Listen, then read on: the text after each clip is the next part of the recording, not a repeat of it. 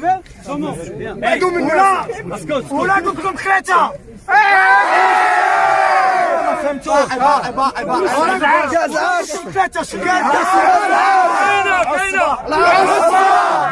ولادكم 22.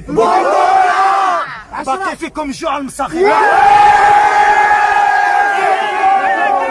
ديالي كيهضروا على الاداء سي سا اداء. ديك اداء تعلمتها غير في المغرب. اداء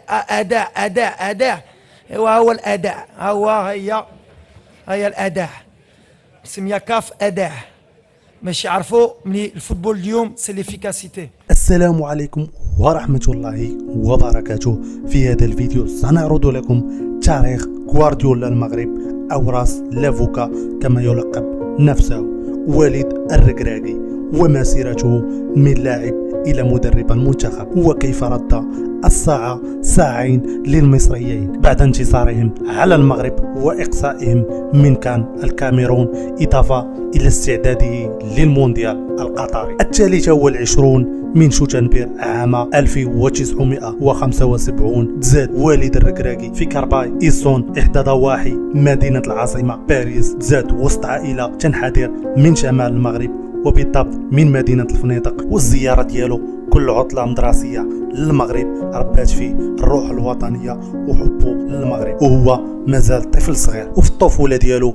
وليد كان واخا كوايري ما مفرطش في القراية ديالو، هادشي اللي خلاه ياخد البكالوريا ديالو في شعبة العلوم ويكمل في الجامعة. وليد بعدما تدرج عبر جميع الفئات لفريق الحي آس كورباي إيسون، والتألق ديالو اللافت في الفريق الأول خلاه يكون محطة أنظار ديال الفرق الفرنسية، ووقع مع فريق راسين كلوب فرانس في سنة 1998، وبعد تألقه اللافت مع راسينغ فرانس بتسجيل 3 أهداف خلال 18 مباراة، بالرغم من أنه مدافع جاء عرض رسمي من نادي تولوز الممارس في الليغ 2 موقعا أول عرض رسمي عن عمر يناهز 25 سنة. فبالرغم من أنه احترف على سن كبير، فالعزيمة والحلم ديالو خلاو وليد يكون ورقة أساسية داخل تشكيلة النادي، واستطاع باش يطلع الليغ 1 مع الفريق بتحقيقهم المركز الثالث. كان متوقع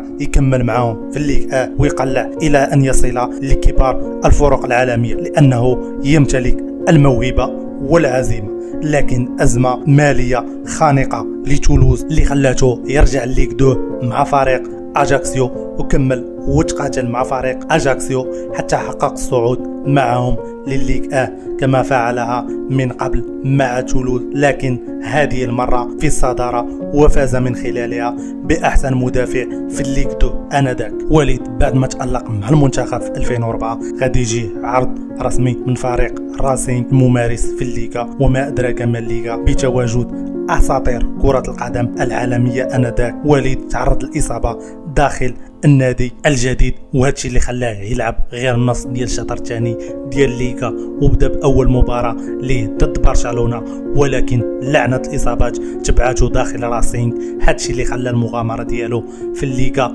تسالي، ورجع يلعب في الليغ 2 مع نادي ديجون لمده موسم واحد، وعلى بعد خطوات من انتقاله الى البروميير ليغ وبالضبط لنادي ويست هام، لكن الحظ لم يساعده وانتقل في 2007 إلى بونوب بعقد لمدة 3 سنوات، واستطاع باش يطلع مع الفرقة ديالو الليغ 1 من جديد لينهي مسيرته الكروية داخل هذا النادي. بدأت أول تجربة لوليد مع المنتخب المغربي في 1998 في أول مباراة له مع المنتخب المغربي ضد المنتخب المصري برسم إقصائيات كأس العالم 2002، وبعد ذلك خاض إقصائيات كأس إفريقيا 2004، فبعد التأهل إلى كأس أفريقيا 2004 بتونس ظهر المنتخب المغربي بوجه آخر وتأهل إلى فينال كأس أفريقيا للمرة الثانية في تاريخه بعد الريمونتادا التاريخية على الجار العار. اللاعب شراط كان مكملها حلوة وجول قاتل، هدف قاتل للجزائر، مش ممكن كرة عرضية حلوة اتعملت، انما المدافع هنشوفها لما يتعادل المدافع نقول مين المدافع اللي غلط هنا، لان الغلطة بجول ومتابعة جميلة، متابعة حلوة، مش مع الكرة صح، توقعها وتابع الكره. شوف الكره العرضيه من عشيو اهي، عشيو عملها كروس اوفر، وشوف الغلطه الدفاعيه، غلطه دفاعيه غيرت اتجاهها، ومتابعه من يعقوبي في وسط ثلاثه. محمد يرجع بيها ورا، لمسه والثانيه بيسلمها يوسف لجواد، وعدى خطر، هو جول، هيجيب جول، وكره عرضيه جول، جول هيجيب جول، هيجيب جول، هوبا جول، هوبا جول، هوبا جول، مش ممكن، جول قاتل، الملعب هيولع تاني، جول قاتل للمغرب بتركيز وهجمه منظمه 100%، هجمه منظمه في 100%. ايه الاثاره دي؟ ايه المتعه دي يا جماعه؟ مش ممكن. هدف التعادل، هدف هنا وهدف هنا، اوصف واقول ايه؟ المغرب، جماهير المغرب هتتجنن،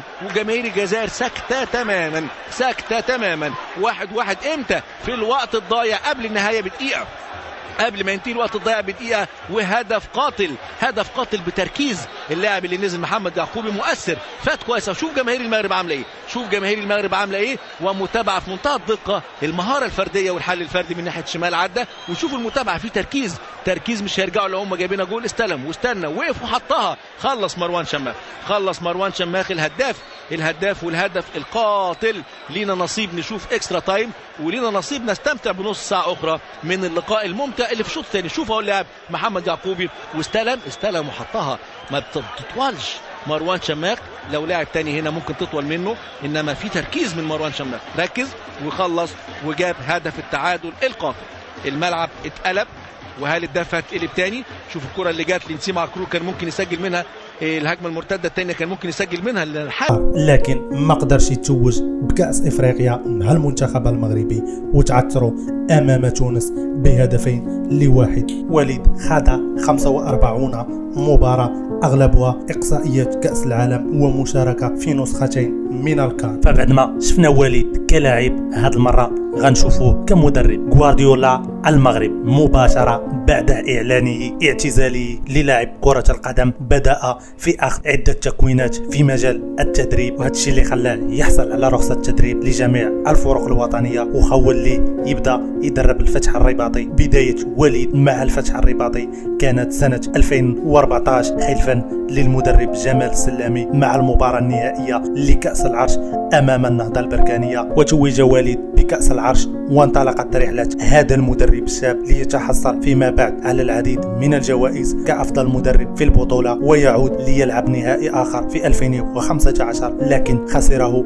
مع أولمبيك ريبكا بالضربات الترشيحية. لكن وليد لم يستسلم، ففي عام 2016 تمكن من إحراز البطولة الوطنية كأول بطولة لفريق الفتح الرباطي بعد 70 سنة من تأسيس هذا الأخير، في ظل تنافسية كبيرة بين الوداد واتحاد طنجة آنذاك. وخاض وليد تجربة إفريقية أيضا مع الفتح، حيث وصل مع الفريق العاصمي إلى دور النصف من منافسات الكونفدرالية الإفريقية. إضافة إلى هذا الإنجاز مع الفريق العاصمي، فوليد توج بمجموعة من التتويجات الفردية كأحسن مدرب في 3 مواسم، كما توج من طرف صاحب الجلالة الملك محمد السادس بوسام الملك. السيد وليد الركراكي مدرب في كرة القدم ولاعب محترف سابقا. بهذا التكريم الملكي السامي، فبعد 6 سنوات قضاها وليد داخل نادي العاصمة قرر إنهاء عقده، وكان محطة أنظار عدة أندية داخل المغرب وخارجه، فقرر وليد خوض تجربة خارج المغرب ليدرب فريق الدحيل القطري. وليد خاض أول تجربة خارج المغرب، وبالضبط داخل نادي الدحيل القطري رفقة الكابيتان السابق بن عطية. لكن وليد ما طولش بزاف مع النادي، حيث خاض موسم واحد فقط توج معه بالبطولة القطرية. فقرر وليد الرجوع إلى المغرب بعد تهافت العديد من الأندية المغربية أبرزها الرجاء والوداد، لكن سيفضل عرض الفريق الأحمر. وليد دخل الفريق الأحمر في فترة صعبة، حيث أن الفريق البيضاوي كان معاقب من طرف الاتحاد الإفريقي بعدم انتداب أي لاعب. دخل وليد في هذا التحدي باسم العائلة. الجماهير الودادية كانت تطالب وليد بالتشامبيونز ليج فقط، لكن وليد زاد من راسه وكملها بالبطولة، وعلى بعد خطوات قليلة كان غادي يتوج بكأس العرش. 31 يوليوز 2022 وليد غادي يوضع حد المسيرة ديالو مع الفريق الأحمر، لأن القجع دخل على الخط وطلبه تدريب المنتخب المغربي. فوليد ما رفضش وقرر ياخذ هاد التشالنج كما خد التشالنج ديال الوداد. كل شيء غنتقاتلوا العصبه وكل شيء. ملي مشى الكرتي مشى الكهبي ونجم بحال اللي ما تاقوش بحال ماتش ابخي ماتش بدينا هاد الرباح بالحق. الصراحه الجمهور شفتي اليوم كيستاهل الثالثه والله الا كيستاهل. بغيت نقول لهم كنبغيهم بزاف عاونوني بزاف. كان عندي واحد الضغط واحد الوقت قبل الزمالك وهاد لا فيكتوار ليهم وعلى اللاعبه. وليد كنفكر ملي كنتي اونترينور ديال فتح رباطي، ملي كنتي مدرب مساعد ديال المنتخب الوطني رشيد طوسي في هذا الملعب الماتش ديال طوغو بزاف ديال الماتشات كنا في الباب ديال الكار وقلتي لي على انه بغيت واحد النهار نكون مدرب كبير ونتوج بالقاب هنا. ها انت اليوم كتوج هنا وها انت اليوم جيتي للفرقه اللي كنتي بغيتي تدربها هذه واحد النهار. ايوا الحمد لله. شوف انا ديما كنت ثايق في راسي كتعرفني من المنتخب. ما كانش عجبني بزاف التصريح ديال الناس ديالنا ديال المغرب خصكم تشجعوا لونتري. غادي ياخذ اول تجربه ليه مع المنتخب المغربي كمدرب مساعد لرشيد طوسي، حيث خاض رفقه المنتخب كان 2013 لكن التجربه كانت فاشله شيئا ما، حيث ان المنتخب اقصي من الدور الاول. فبعد تتويج وليد بالتشامبيونز ليغ رفقه الوداد البيضاوي أصبح المدرب رقم 1 اللي كيطالب به الشارع المغربي لتدريب المنتخب وإقالة وحيد، ليس وحيد القرن إنما وحيد الفكر، هذا الأخير اللي بعد مجموعة من اللاعبين على المنتخب المغربي. فبعد ما القجع دار خدمة مغيزة مع الوداد حيث بدل لهم الركراكي بعموته، هذا الأخير اللي كان عنده عدة مشاكل مع الفريق الأحمر. وفي 31 من غشت من هذه السنة تم الإعلان الرسمي لمول الأداء كمدرب للمنتخب المغربي. كيف رد وليد الساعة صاعين للمصريين وانتقم للشارع المغربي؟ فبعد إقصاء المنتخب المغربي على يد المصريين جاء الرد من وليد ليهزم الزمالك المصري ذهابا وإيابا من منافسات كأس أبطال إفريقيا ويضرب الأهلي بالدار البيضاء ويتوج بالتشامبيونز ليغ. هل يفعلها مول الأداء في المونديال ويزلزل كبار القارة أم الطيارة اللي داتنا تبقى مديماريا حتى ترجعنا؟ نتمنى وليد يدير شي مشاركة تاريخية للمنتخب في المونديال، فلدي إحساس قوي أن مول الأداء غادي يبلبلها في المونديال ويدير مشاركة تاريخية إن شاء الله. هذا بين قوسين وعلامة استفهام تفضوا حتى تعرفوا النتيجة تاع رجاء. السلام عليكم. دابا حنا اللي فينا الدور خدامين في رضا حنا. ما فهمتيش دابا شنو سولتي صراحه هكا.